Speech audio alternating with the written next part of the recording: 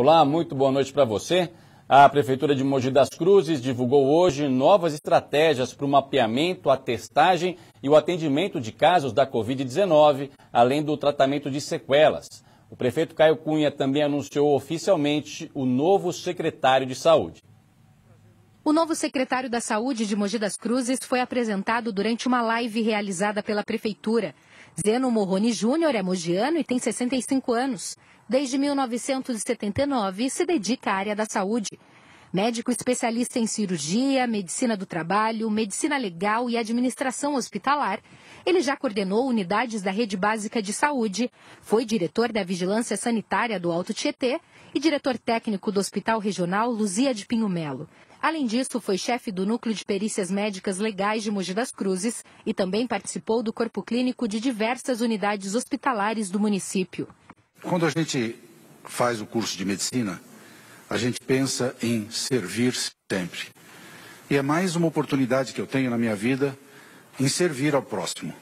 Durante a transmissão online, o prefeito Caio Cunha também falou sobre a criação de 3 novas frentes no combate à Covid-19 na cidade. Uma delas é a reativação da central de monitoramento.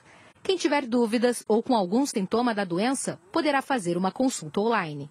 As pessoas, qualquer sintomas que ela tiver, ela pode fazer esse pré-atendimento, essa consulta online para dar uma orientação a cada um de vocês. Obviamente, dependendo dos casos, a gente vai fazer todo o encaminhamento. Também foi divulgado que um novo modelo de teste será realizado para ajudar no mapeamento da doença em Mogi.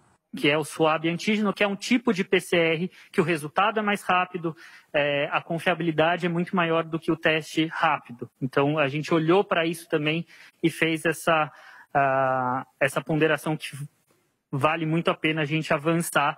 Apesar de ter um custo um pouco maior do que o teste rápido, a eficácia é muito melhor e a gente vai conseguir ter uma estratégia de solução muito melhor.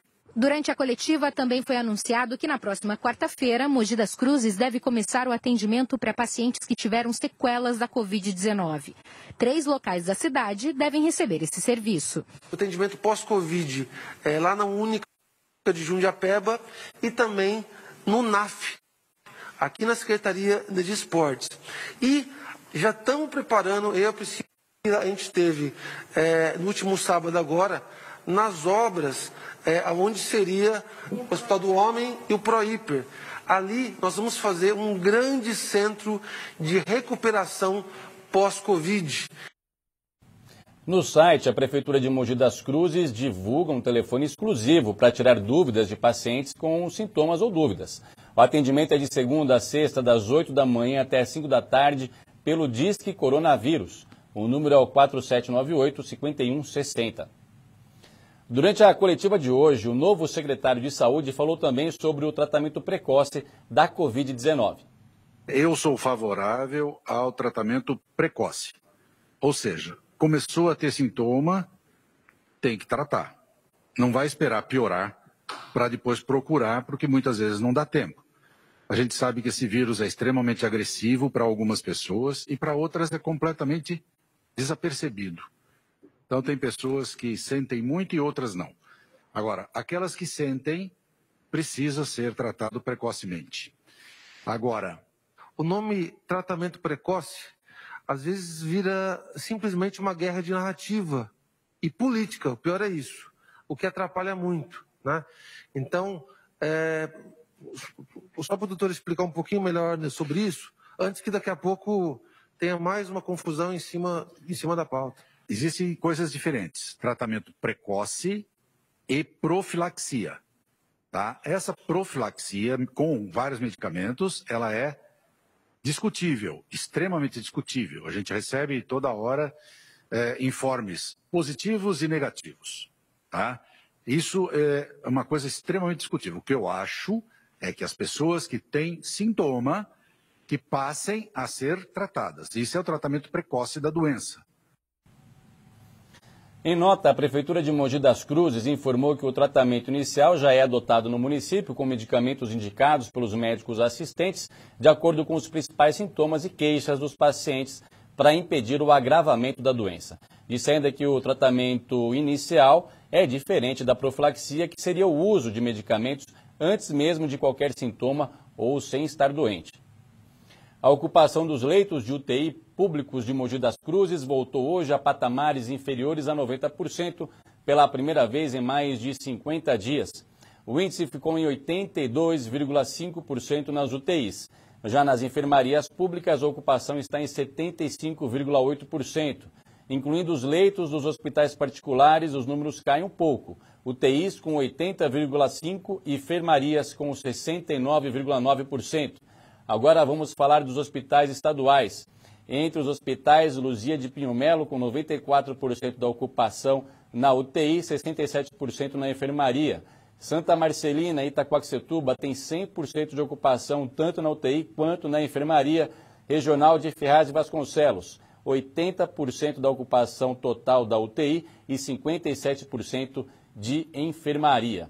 E agora nós temos os hospitais Dr. Arnaldo Pesutti com 100% de ocupação na UTI e 43% na enfermaria, e o Hospital Auxiliar de Suzano tem 50% da ocupação na enfermaria.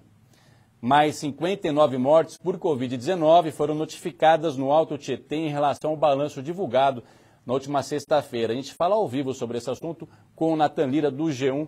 Natan, boa noite para você. Esse número aí de 59 óbitos, ele é maior do que aqueles que vinham sendo divulgados nos últimos dias, né?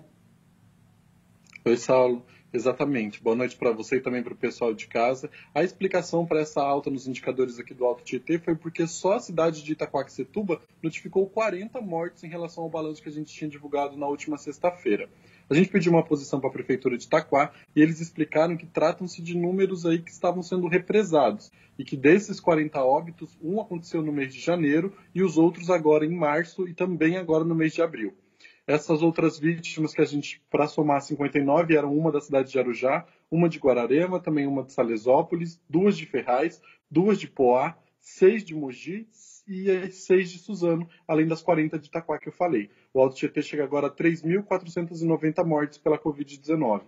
Também em relação à última sexta-feira, mais 799 pacientes testaram positivo para a Covid-19 e o total agora é de 80.727. Outros 517 pacientes também se recuperaram e o total de curados aqui no Alto Tietê chega hoje a 58.107. A média de mortes pela Covid-19 apresenta uma queda de 20% em 2 semanas, isso porque há 14 dias estava em 25 óbitos por dia e hoje essa média ficou em 20. Já a média de novos casos caiu em 28% também em 2 semanas. Há 14 dias, era uma média de 418 confirmações da doença por dia e hoje esse número ficou em 301. E lá na nossa página tem uma matéria mostrando que a taxa de isolamento social no Alto Tietê caiu nesse último final de semana, que foi de maior flexibilização do Plano São Paulo. Todos os detalhes estão lá na nossa página, g1.com.br/TV Diário. Saulo. Muito obrigado, Natan. Boa noite. Boa noite.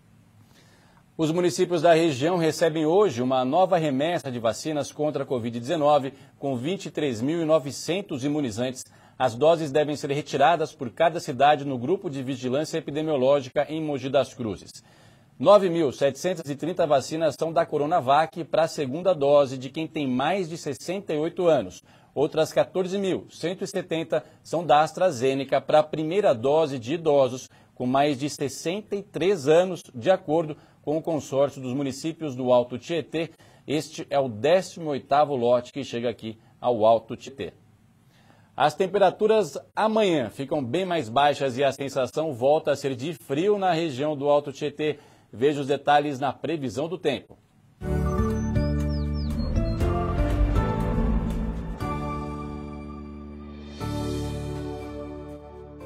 Uma frente fria avança pelo sudeste. Esse sistema ajuda a levar mais umidade para a região e as temperaturas vão ficar mais baixas ao longo da semana. A terça-feira vai ser de sol com muitas nuvens durante o dia. Pode ter períodos nublados com chuva a qualquer hora. Mínima de 16 e máxima de 23 graus em Santa Isabel. Comerciantes de Mogi das Cruzes pedem a permanência das mudanças na Lei Mogi Mais Viva. Com a pandemia, algumas medidas foram adotadas para flexibilizar a lei, mas quem tem loja afirma que ajudaria e muito se essas alterações fossem definitivas. Contatos na fachada. Informações importantes nesse período de abre e fecha por causa da quarentena. As lojas têm divulgado bastante os aplicativos de mensagens, as redes sociais, os sites. Afinal, mesmo de portas abertas, muitos clientes ainda preferem comprar pelo sistema delivery. O problema é que alguns comerciantes ficam inseguros na hora de colocar faixas e cartazes na frente dos estabelecimentos. Isso por causa da lei em vigor Mogi Mais Viva, que proíbe esse tipo de ação. Mesmo na pandemia, a gente tem um certo receio, né? Por mais que o prefeito esteja ajudando um pouquinho nessa parte, que os fiscais não estão passando tudinho, mas tem essa parte, né? Não tem nada oficial, não chegou nada oficial. Não tem nada oficial, realmente, ainda, né, que eu saiba. Então, mas quando tiver oficial, pelo menos dá pra gente ficar mais tranquilo com essa parte. Para a tranquilidade da dona Helena, as regras foram oficializadas. E isso na semana passada, depois de mais de um ano de pandemia. O decreto publicado no dia 23 de abril autoriza, em caráter excepcional, os estabelecimentos comerciais a utilizarem as fachadas para a fixação de comunicado de prestação de serviços. Hoje nós podemos colocar faixa do WhatsApp, informando delivery, drive-thru, tudo quando o comércio está fechado. Essa flexibilização vai até o final da pandemia, quando ficou vigente o estado de calamidade. Essa iniciativa tem sido fundamental agora na quarentena. Mas o que os comerciantes querem mesmo é a revisão da Lei Mogi Mais Viva de 2009. Eles pedem algumas flexibilizações que podem fazer toda a diferença, ajudar a alavancar as vendas, especialmente diante desse cenário econômico tão delicado. Entre os principais pontos estão a liberação oficial de faixas e cartazes nas fachadas nos períodos de datas comemorativas, a utilização de 50% das vitrines para anúncios de preços e promoções, liberação para propaganda de patrocinadores e parceiros das lojas, e também o retorno de algumas mídias exteriores, como, por exemplo, anúncios nos ônibus municipais. Hoje, pela lei, nada disso é permitido. O consumidor não consegue detectar quando a loja está fazendo uma liquidação, uma promoção, porque ela impede que seja feito isso. 1 metro dentro da loja não deixa o consumidor visualizar esse tipo de propaganda. Hoje a gente vê que fica impossível o comerciante se comunicar diretamente com o seu consumidor através desse motivo. Então a gente não quer que seja novamente a cidade suja, mas a gente quer só uma flexibilidade dessa lei. O Charles tem uma empresa de comunicação visual e faz parte da comissão do Sincomércio, que luta pela modernização da lei. Sabe que a organização é fundamental para o paisagismo e boa aparência da cidade, mas acredita que dá para encontrar um ponto de equilíbrio que atenda todos esses requisitos e também seja bom para os comerciantes. Quando a lei foi implantada, Mogi das Cruzes não tinha um regramento, então você encontrava de tudo sendo feito na cidade. Então o ordenamento veio, ele num primeiro momento pareceu um pouco rígido, mas foi necessário, a gente entende. E na nossa leitura ali só deu certo, não só pelo texto jurídico, que ele é um pouco rígido demais, mas por causa da adesão do comércio de pronto, dentro do prazo que foi dado. Então a gente já entende que o comércio, de uma maneira geral, ele é obediente à lei. Então agora a gente entende que é o momento que cabe a gente criar uma lei um pouco mais moderna, até porque tecnologias que não existiam em 2009, hoje elas estão auxiliando o comerciante a atingir o seu cliente. Do começo do ano para cá, o grupo já protocolou ofícios na Prefeitura e na Câmara pedindo a revisão da lei Mogi Mais Viva. A dona da papelaria no centro de Mogi está ansiosa pelas possíveis mudanças que podem ter impacto direto no dia a dia do estabelecimento. Para poder pôr os preços, fazer promoção lá na frente, já facilita bastante para os clientes saber o que a gente tem de diferente. Chama atenção. Chama mais atenção do que ficar sem pôr as placas, porque é 1 metro para o fundo, senão fica mais para frente, fica melhor para os clientes enxergar, né? Por mais que a gente faça grande, as placas, então eles já enxergam, né? De acordo com a Câmara de Mogi, uma possível alteração da Lei Mogi Mais Viva vem sendo discutido nas reuniões da retomada econômica realizadas pela Comissão Permanente de Indústria e Comércio com os órgãos do comércio e indústria, mas ainda não tem prazo para votação. Segundo a Prefeitura de Mogi das Cruzes, a flexibilização temporária da Lei Mogi Mais Viva durante o período de restrições sociais foi renovada por meio de um decreto na sexta-feira. A Prefeitura afirma que o objetivo é minimizar as perdas dos comerciantes e facilitando assim a divulgação de contatos para a venda remota dos produtos. A Prefeitura ainda disse que vai ser criado um grupo para discutir a alteração da lei de forma definitiva. Veja a seguir, Ferraz de Vasconcelos retoma as aulas presenciais nas escolas da Prefeitura. O Diário TV volta já já.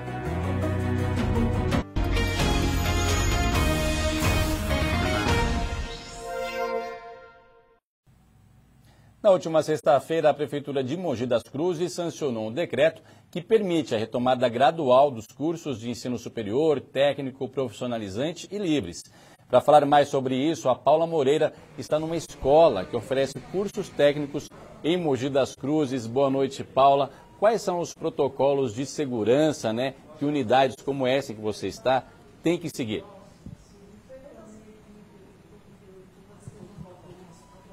Oi, Saulo, boa noite para você, para quem está acompanhando o Diário TV. Pois é, muitos cuidados para essa retomada aí com segurança, O primeiro protocolo é em relação à capacidade. Só 35% da escola, então, está autorizada a voltar para a aula presencial. Aqui, pela escola, estão espalhados esses avisos, sempre lembrando, de higienizar equipamentos, mouse e teclado, coisas que são compartilhadas. Lembrando também do uso da máscara, que tem que ter o tempo todo. Quando o aluno chega aqui na escola, tem a medição de temperatura, o termômetro está aqui. Essa lista, inclusive, com as temperaturas dos alunos, Eles assinam depois que tem essa temperatura medida. Tem o álcool gel também que está disponível para todo mundo.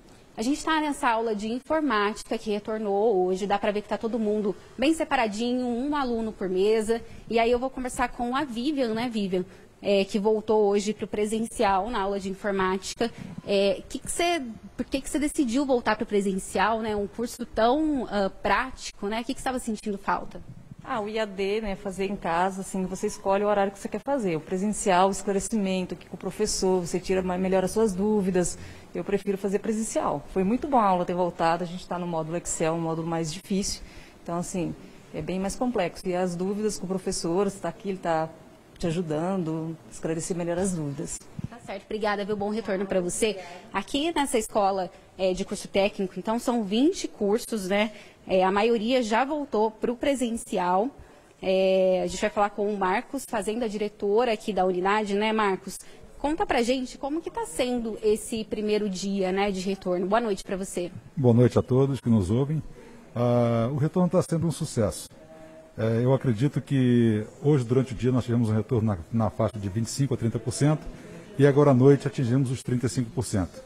E os alunos têm essa opção, Marcos, de voltar ou não para o presencial? Sim, desde o ano passado, quando nós desenvolvemos os cursos em formato EAD, eles tiveram essa opção e continuam tendo.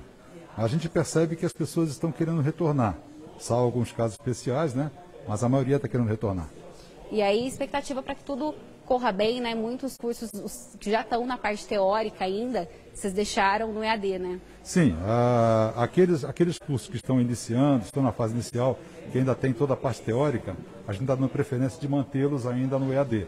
Assim a gente consegue reduzir o número de participação dos alunos presencialmente e dar ênfase, dar uma prioridade para os alunos que estão no curso mais avançado, com aula teórica, com aula prática, perdão. Perfeito, obrigada, viu? Boa noite para você. Boa noite. Só reforçando, então, as aulas voltaram aí para os cursos superior, técnico, profissionalizante e livre, sempre com a capacidade, então, de 35%.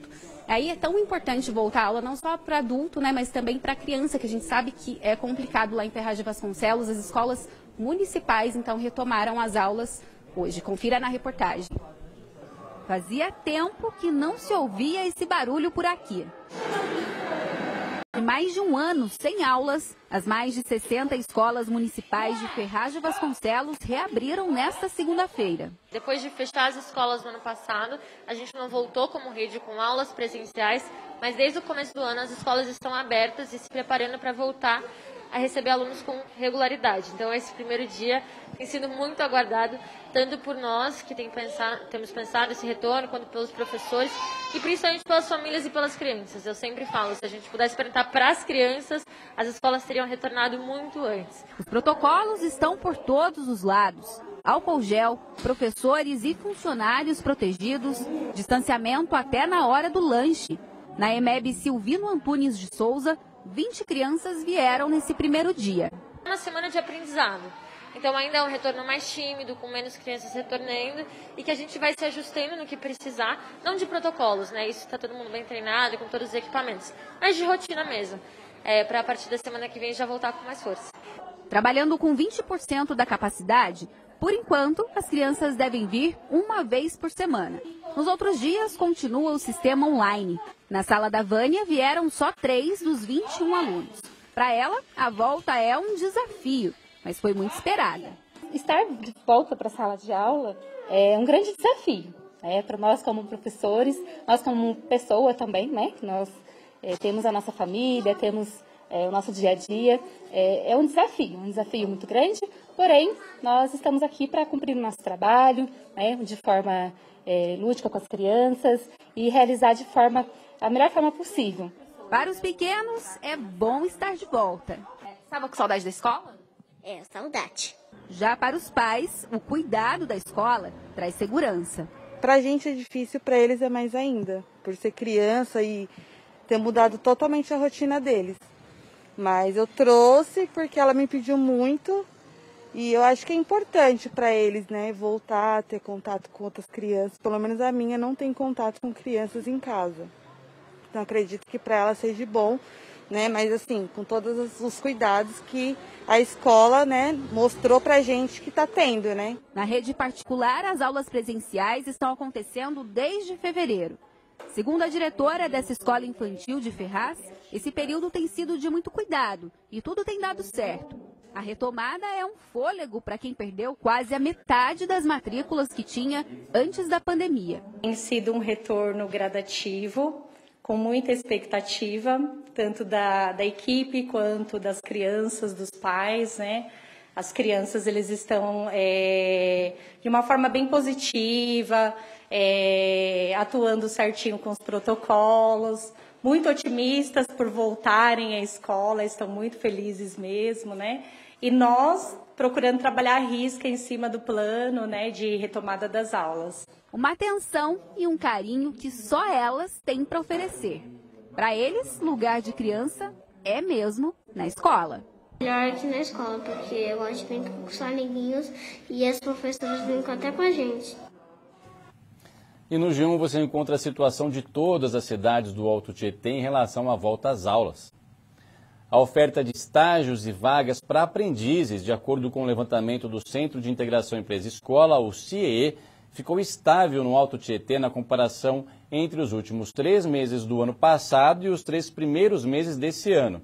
Mesmo com o ritmo mais lento da retomada da economia, aos poucos as contratações vão voltando a fazer parte da rotina das lojas. O ambiente tem tudo que a maioria dos jovens gosta e é aqui que o Renan passa parte do dia. Ele só tem 18 anos e já trabalha como técnico de eletrônica nesta loja no shopping de Suzano. Entrei aqui trabalhando como vendedor. Como tem assistência técnica aqui, comecei a me identificar e, resumindo, antes de entrar aqui eu não tinha nenhuma expectativa da profissão que eu queria seguir. Quer falar, agora você já sabe o que você quer fazer? Agora eu já decidi, agora eu já me identifiquei. O que você quer fazer? Trabalhar com eletrônica. Renan é um dos 4 funcionários da loja que fazem parte do programa Jovem Aprendiz, uma porta importante para quem quer entrar cedo no mercado de trabalho. É que nessa hora, a pouca idade pode se tornar um obstáculo. Falta de experiência, com 14 anos, difícil arrumar emprego. Já trabalhei em diversos outros lugares, mas em nenhum lugar eu era valorizado, em nenhum lugar eu conseguia me identificar com o que eu estava fazendo. Ou quem sabe, até uma vantagem. O mais legal é que eles vêm com toda a vontade do mundo de aprender, de ajudar. Acaba ficando mais fácil, você acaba moldando eles às suas necessidades ali e eles vão aprendendo com isso responsabilidade e várias coisas que eles aprenderiam num emprego que às vezes eles não estariam preparados. Um levantamento feito pelo Centro de Integração Empresa-Escola, o CIEE, mostra que o número de vagas abertas para jovens em estágio e aprendizagem cresceu no começo deste ano. Nos 3 primeiros meses de 2021, as oportunidades foram quase 30% maiores se comparadas com os últimos 3 meses de 2020. Aqui no Alto Tietê, nesse mesmo período, houve uma estabilidade, o que, apesar de indicar que a região anda num ritmo mais lento de retomada da economia, ainda pode ser visto como um ponto positivo. A gente fala que, inclusive, quando tem momentos assim como crises, o CIEE acaba tendo uma vantagem em relação ao programa de estágio, porque ele é uma contratação com menos investimento, por exemplo, que um jovem aprendiz. Então, por isso que eu falei, dentro de todo o cenário é uma visão muito positiva, não ter tido uma queda abrupta, mas que está tendo uma retomada lenta, mas que está tendo essa retomada. O estágio, segundo a supervisora do CIEE, foi o programa mais afetado. O jovem aprendiz ele se manteve por conta das medidas provisórias. O estágio realmente no começo do ano passado, começo da pandemia, teve uma queda abrupta, mas teve uma retomada aí no último trimestre, então a gente percebeu já uma crescente no último trimestre do ano passado e agora ela se mantém estável. O agravamento da pandemia com o fechamento do comércio e muitas incertezas influenciaram nisso. Só que Simone afirma, mais que nunca, agora não é hora do jovem desistir. É importante que ele continue buscando a educação continuada, que ele continue investindo aí nos cursos online. O CIEE, por exemplo, tem diversos cursos gratuitos na nossa plataforma do CIEE EAD, que são os cursos à distância. Então, quanto mais ele se capacitar e usar este momento para incrementar o currículo dele com habilidades de cursos, isso é muito produtivo para ele. E é de olho no futuro que Marlon já pensa em contratar ainda este ano mais jovens para a equipe. Por essa facilidade que eles têm no aprendizado, no apoio, eles sempre vêm com muita vontade de aprender, muita vontade de ajudar e é muito bacana ter isso aqui na loja. O Diário TV termina aqui. Uma boa noite para você. A gente se vê amanhã. Até lá.